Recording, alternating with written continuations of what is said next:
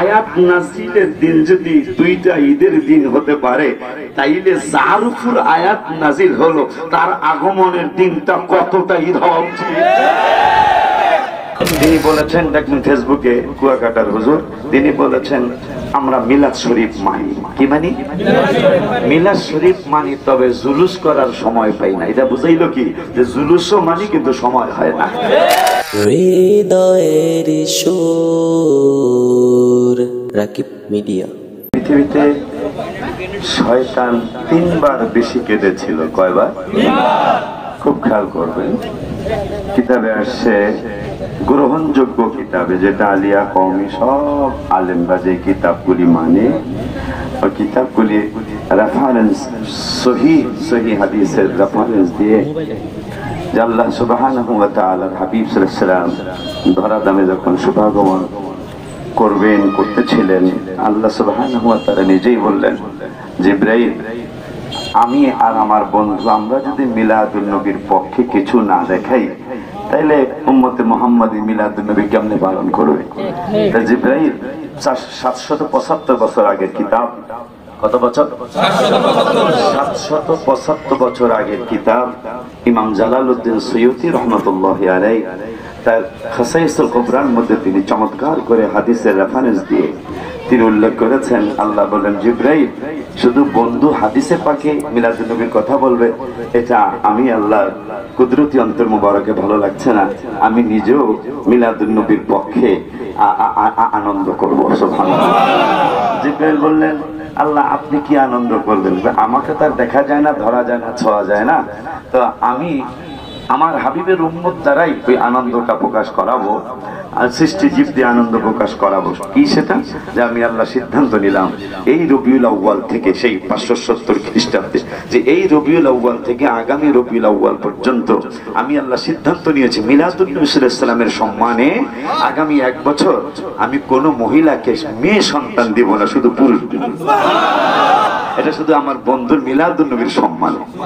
জিবরাইল আরো শুনে নাও, আমি আল্লাহ আরেকটা সিদ্ধান্ত নিয়েছি। আমার নিয়ম হলো ফল গাছে, কোন গাছে ফল দেই, কোন গাছে দেই না, এটা হলো আমি আল্লাহর সিদ্ধান্তের মধ্যে আছে। কিন্তু এই বছর আমি সিদ্ধান্ত নিয়েছি যে পৃথিবীতে যত ফলের গাছ আছে, সমস্ত ফলের গাছগুলি এই বছর, এই রবিউল আউয়াল, আমার হাবিব যেই বছর ঈদে মিলাদুন নবী সাল্লাল্লাহু আলাইহি ওয়াসাল্লাম হলো, এই বছর আগামী রবিউল আউয়াল পর্যন্ত আমি ঘোষণা করলাম কোন ফলের গাছ ফল ছাড়া রাখবো না। শুধু তাই না, আমি আরেকটু আনন্দ করছি। জিবরাইল কি ভাই, হাউজে কাউসারের পারে 70,000 মিলাদুন নবীর গাছ লাগাও। কিতাব আমার বাসায় আছে, সবার বাসায়, এটা আলিয়া কওমি সবাই এই খাসাইসুল কুবরাটা পড়ে। তো যাই হোক, বললেন 70,000 মিলাদুন নবীর গাছ লাগাও, জান্নাতীরা যখন জান্নাতে যাবে তখন তারা ঘেরান পাইতে যাবে। কিন্তু তখন আমি এই 70,000 মিলাদুন নবী সাল্লাল্লাহু আলাইহি ওয়াসাল্লামের গাছ আজকে 570 খ্রিস্টাব্দে হাউজে কাউসারের কিনারে লাগাইলাম, এইটার ফুল ফুটাবো, ফল ধরাবো। ওই ফল থেকে নিয়ম হলো ফুল থেকে ঘেরান বের হবে, কিন্তু মিলাদুন নবীর গাছের থেকে ফুলেরও ঘেরান হবে, ফলেরও ঘেরান হবে।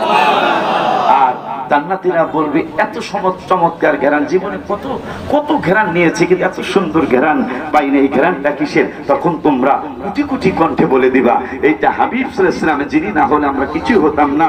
ওই নূরে নবী সাল্লাল্লাহু আলাইহি ওয়াসাল্লামের ঈদে মিলাদুন নবী সাল্লাল্লাহু আলাইহি ওয়াসাল্লামের দিনে মিলাদুন নবীর 70,000 গাছ আল্লাহ রোপণ করাইছিলেন, ওই ফুলের ঘেরান, ওই ফলের ঘেরান। সকল ঈদের সারাই ঈদে মিলাদুন নবী, সকল ঈদের সারাই ঈদে মিলাদুন নবী, ঈদে মিলাদুন নবী, সকল ঈদের সারাই। তো একটা খুশির খবর আছে। খুশির খবরটা হলো, এক ভাইরাল বক্তা, যদি একটা লজ্জা শরমের কথা আছে তার ব্যাপারে, এটা আর বললাম না, আলেম ওলামার ব্যাপার, আল্লাহ তাকে হেদায়েত নসিব করুক। তিনি বলেছেন, দেখবেন ফেসবুকে কুয়াকাটার হুজুর, তিনি বলেছেন আমরা মিলাদ শরীফ মানি। কি মানি? মিলাদ শরীফ মানি, তবে জুলুস করার সময় পাই না। এটা বুঝাইলো কি, যে জুলুসও মানি কিন্তু সময় হয় না। আল্লাহ জুলুস করার সময় তো সময় পাই না, কিন্তু মিলাদ শরীফ মানি। কি মানে? এরপরে বলতেছেন যে ঈদ তো 2টা ঈদ। প্রশাসনের ভাইরাও এখানে আছে, অনেক গণ্যমান্য ব্যক্তিবর্গ আছেন। এই যে চামড়া কালেকশনের ঈদ আর যাকাত ফিতরের যে ঈদ, এই ঈদের কথা কোরআনের কোন আয়াতে, কোন সূরায়, কোন পৃষ্ঠায় আছে আমার একটু দেখাইতে বললেন তো। এই দুই ঈদের কথা হাদিসে আছে, কিন্তু রোজার ঈদ আর কোরবানির ঈদের কথা কিন্তু কোরআন শরীফে নাই। মারহাবা কয় না?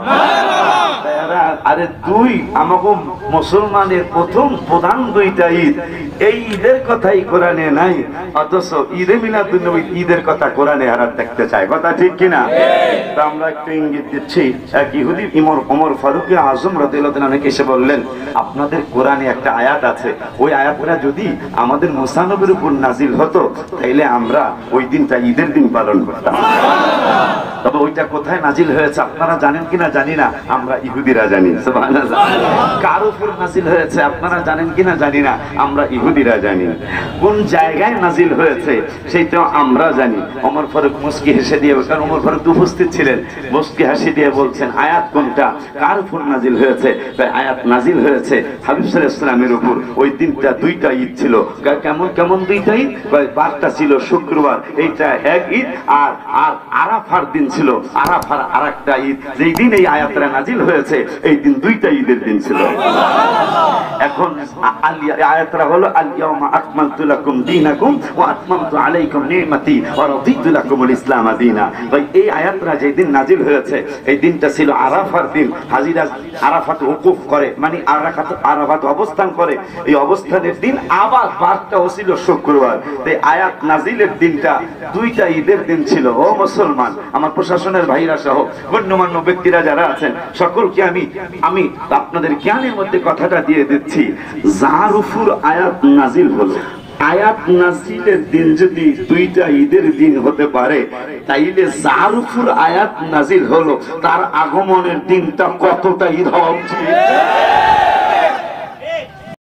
মিলাদ শরীফ হয়ে গেছে আমাদের আশকোনার বড় মসজিদের হুজুর, আমি মসজিদে মাহফিলে বলি, মিলাদে বলি, যে আমার হুজুরের ওসিলায় আব্দুর রহমান আল কাদেরী মাদ্দাজিল্লাহুল আলী আমার বড় ভাই, ওনার ওসিলায় আশকোনায় সুন্নিয়ত। আলহামদুলিল্লাহ।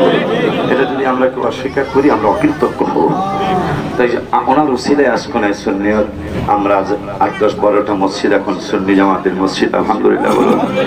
এটা যারা বিরোধিতা করেছে একটু সাবধান হলে মনে হয় ভালো হবে।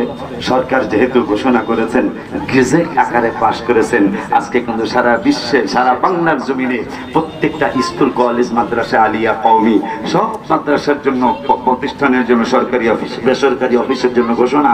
জাতীয়ভাবে এই ঈদে মিলাদুন নবী ইসলামকে পালন করার জন্য জাতীয় পতাকা উত্তোলন করা হয়েছে। যারা করেন নাই বাসায় যায় কইরা ফেলবেন। আর সামনে না আমার বড় ভাই কাদরিয়া হামিদিয়া রহমানিয়া দরবার শরীফের পিসা হুজুর কাবলার কাছে জন্য দোয়া চাই, আল্লাহ যেন হুজুরকে সুস্থতার সাথে হায়াতে তৈয়বা দান করেন।